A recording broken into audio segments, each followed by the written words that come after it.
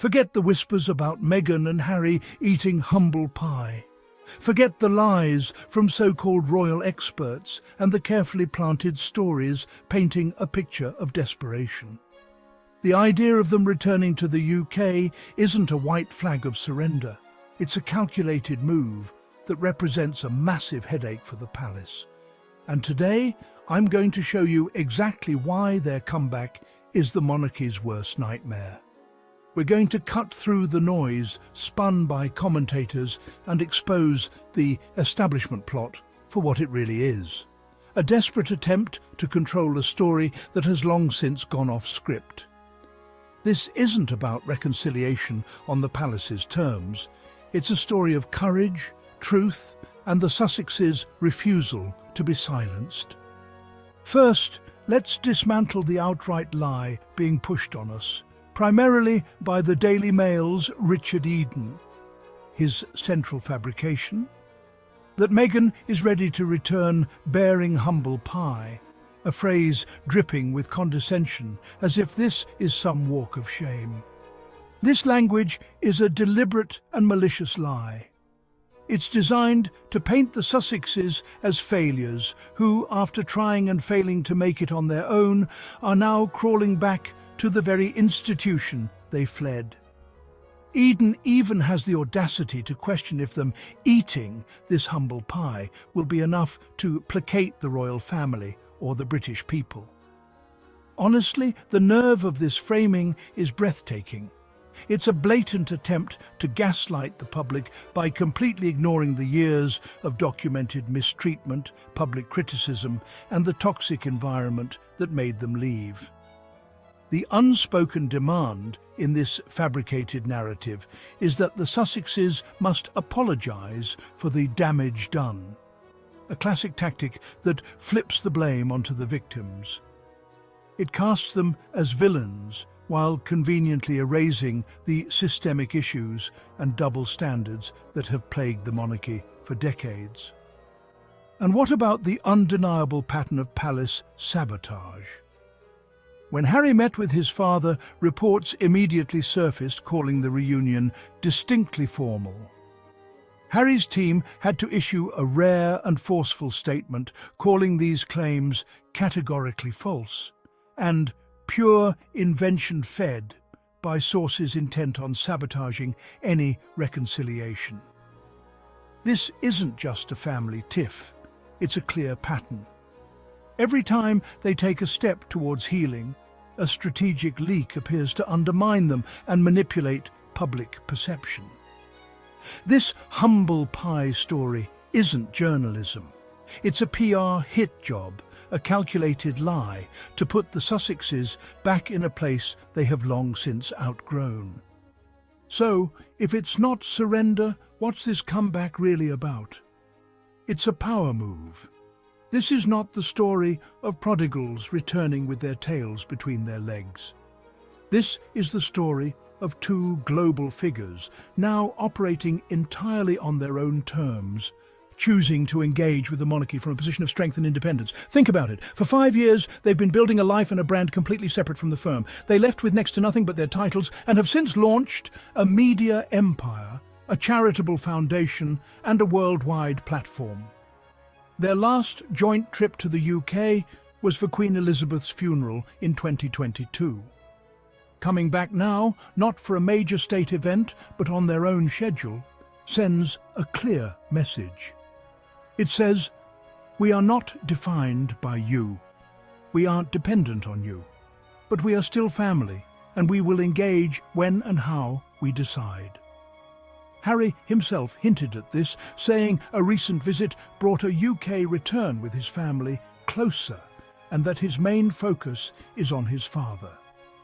That's the language of a son, not a subject. This is what terrifies the palace, because it completely flips the old power dynamic. The monarchy is built on control of image, narrative, and access.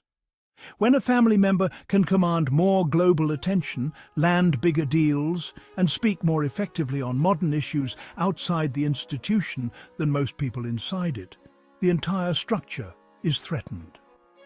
They don't need the firm's stamp of approval to succeed. They were just honoured as Humanitarians of the Year at the Project Healthy Minds Gala, a recognition of the real-world impact of their Archewell Foundation. This is soft power on a scale the palace can no longer compete with. They're proving day by day that the institution isn't the only source of royal influence, and that brings me to my next point. The palace isn't just worried about their independence, it's what that independence represents that's truly unsettling.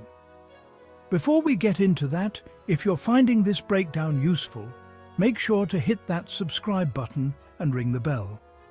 We're all about cutting through the noise to get to the truth, and your support makes that possible. The Sussexes have become true global figures. Their power comes from connections and work on the world stage. They are building an empire of impact. Recognized with the NAACP President's Award, they stand with civil rights legends. Prince Harry's UN address shows their global advocacy. Their charitable work has a global reach, supporting efforts in India and Uvalde, Texas. They operate as citizens of the world, not just representatives of a nation. This global success threatens the old order. It proves they do not need the monarchy to be relevant. They are building a legacy on their own terms. Their influence is growing, leading the way forward. The Sussexes' story is a clash between two worlds. The British monarchy represents tradition and continuity. Harry and Meghan symbolise a progressive modern future. The old world values duty to the institution, the new world values impact and authenticity. The Sussexes prioritise action over protocol. Their success challenges the establishment. It suggests the monarchy's approach is outdated. If they can have a global impact from California, what is the monarchy's purpose? Their existence challenges the old world's relevance. They redefine power and service in the modern age. A legacy can be inherited or built. The royal family's legacy is one of inheritance. Harry and Meghan are building a legacy of action and service. Their legacy is written in their work and impact. It is a living, breathing legacy making a real difference. The monarchy's legacy is about preserving an institution.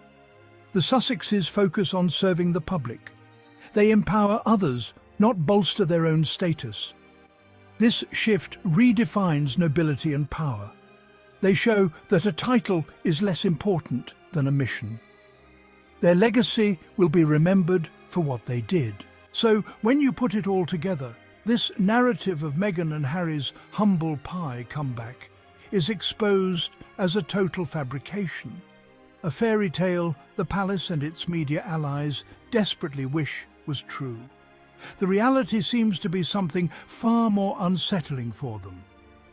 The reality is that the Duke and Duchess of Sussex have become the authors of their own story. They have built a global platform on their own terms, championing a modern vision of service that makes the old guard look out of touch. Their potential return to the UK shouldn't be seen as a defeat, but as a victory lap. It's the move of two people who are confident, independent, and in control. They aren't coming back to be absorbed by the system. They're coming back to show just how far they've come without it.